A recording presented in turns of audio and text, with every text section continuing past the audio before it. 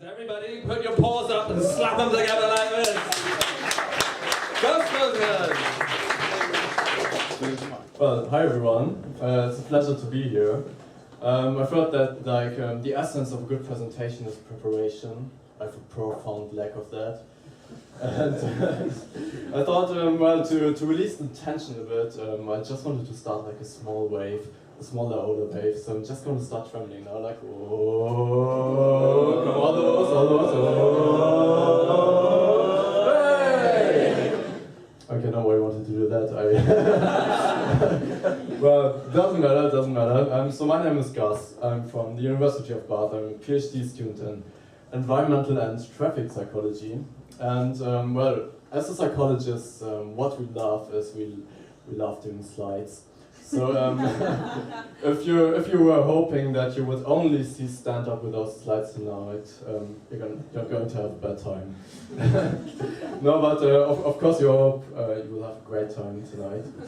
And my subject is environmental psychology, and you can imagine environmental psychology as this big iceberg that is floating in the Arctic. And I'm currently studying traffic psychology, which you can imagine as the little bit that sticking above the water.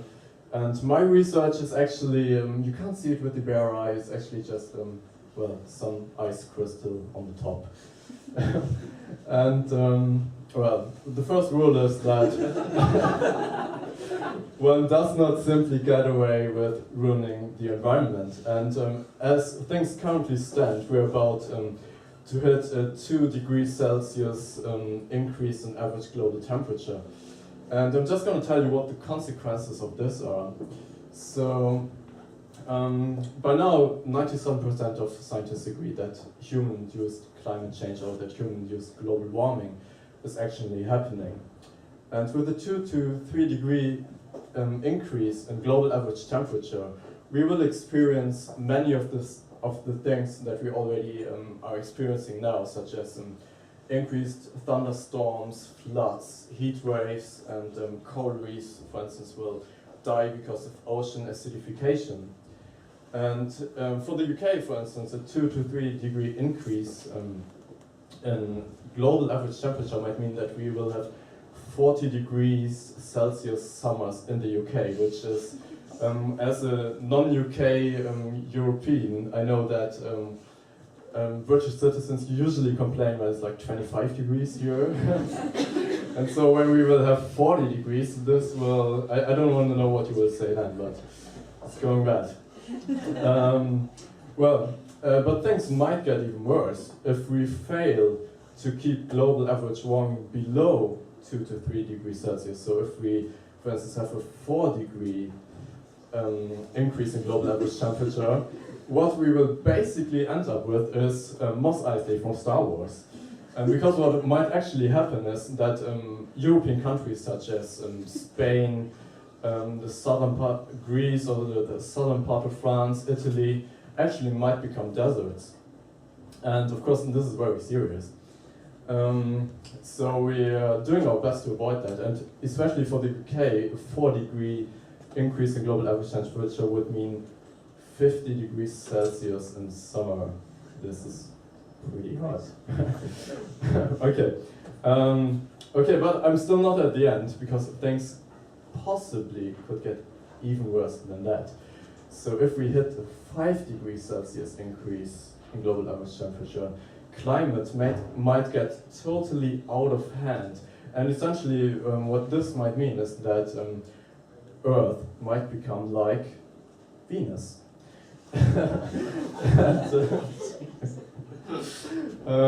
Venus is one of the hottest planets in our solar system, and it's significantly hotter than Uranus.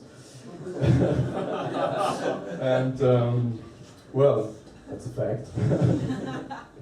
So we should try and keep global warming below 2 degrees Celsius. Now, I still haven't told you what my research is actually about. So we are all about now, hey, let's go green, because green is good. My research in particular focuses on transport, but first I'm going to tell you we're pretty okay with changing things about what we do in our households. So it's okay for us to buy an energy-efficient fridge or washing machine, or maybe install some solar panels on our roof. But when it comes to traffic, we don't like being told how we travel. So when it comes to telling people to travel sustainably, such as by driving an electric vehicle or cycling or walking, people don't like to hear that, because travel is something that means freedom to us. And if someone is telling us to restrict our freedom, we don't like to hear that. So most people are saying, no. Now, this graph is basically the graph you see on the left and the graph in the middle. Are just showing the CO2 emissions from just average office in London. And you can see that commute emissions make a significant part of the emissions that are caused only by travel to the workplace. Now, whereas household and office emissions are quite okay, quite average, commute really is making a huge impact. And the third graph, the graph on the right, actually suggests, obviously, if all people would work from home or would travel by cycling, walking, this would obviously be the best alternative. Now, what we ideally, as environmental psychologists, would like to do is, we would just like to go to people's home, knock on the door and say, hey, why don't you drive an environmentally friendly vehicle, like an electric vehicle? So we would like to say, okay, either you drive an electric vehicle or you get on the warm pit. Well, unfortunately, this is not how things work.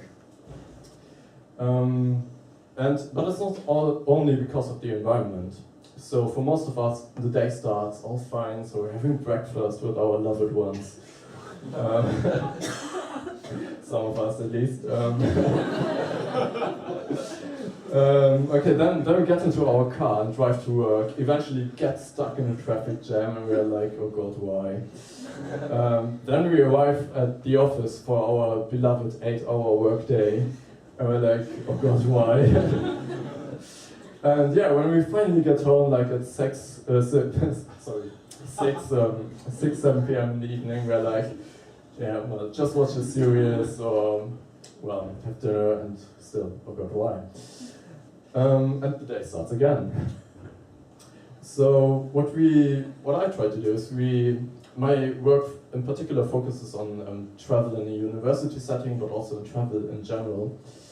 And obviously the most sustainable modes are walking and cycling, whereas the least sustainable are single occupancy car use and public transport somewhere in the middle. Now, what policymakers so far have assumed that in trying to encourage sustainable behavior, a one-size-fits-all approach. But of course we know that one size doesn't fit all. So, policymakers have tried lots of different messages, lots of different things. So they tried environmental messages and they said, please travel sustainably for the sake of the environment. People were like, no. Similarly, when policymakers came with health messages, say, oh, you've got to walk or cycle, it's good for your health. People were like, no. And finally, of course, financial reasons might also be a motivation to travel more sustainably. But even this can't motivate people to travel more actively. So where does my research come into play? How can I help? Well, the simple lesson is that one size doesn't fit all. So we need different sizes. What that means is, in my work, I try to identify different types of travelers, different types of people, because we know that people have varying goals and motives, and so different people will respond to different messages, different interventions. And I'm trying to identify those groups. And actually I did this in my work, and one group, for instance, would be just the environmentalist, very green, probably already traveling sustainably, likes cycling, likes walking. But then we also have like the dedicated traveler, which could be like the die-hard driver who just likes to show off, drive his or her Maserati, and drive even just a short trip, maybe to the supermarket around the corner, still gonna drive in my Maserati because it's cool. And we have the utilitarianist like weigh different options based on advantages, disadvantages, so for instance like time, effort and money. We have the true and perceived captives. Then those people actually really hate the way they travel, but they either don't have the resources or don't see alternatives to the way they actually travel at the moment. And last but not least, we have the actually most common type, which is the convenience user. So most of us travel the way we do because it's convenient. Well, and if it was with that woman, I'd take the ride too. So now, in my research, that actually looks like something like this. So we have like a series of variables, have some fancy, colorful graphs, and I'm just trying to see which group scores high or low on which graphs, and this is how I extract those groups. Now the lesson is simple. If we want to keep our blue, nice and shiny planet, and we don't want to become like Venus, we gotta change our behavior. And actually I noticed that Venus kind of looks like something like those peanut snacks. Type and notice one. That's just a random fact, really. And so actually we shouldn't complain because speaking of the University of Bath, if you've been on the University of Bath campus, you know that cycling or walking isn't that easy. You have to cycle or walk up a Bathwick hill, and it can be quite effortful. But we really shouldn't complain because it's not like a walk into Mordor, where like a horde of copy-pasted orcs is waiting for you. So we really shouldn't complain, because actually walking to Bath is quite nice. And everyone who lives in walking or cycling distance should walk or cycle if possible. Fact. And so we have to think about the future, about how we plan the future. And well, who knows, maybe in a few hundred years from now we will rule the galaxy with solar-powered TIE fighters, which for some reason carry giant pines in the middle. I don't know why, but it's quite random. So, well, basically that's my take-home message. So, when you travel, think about why you travel the way you do. And if you can change it into a more sustainable way, please do. And now, grab a pint. Thank you.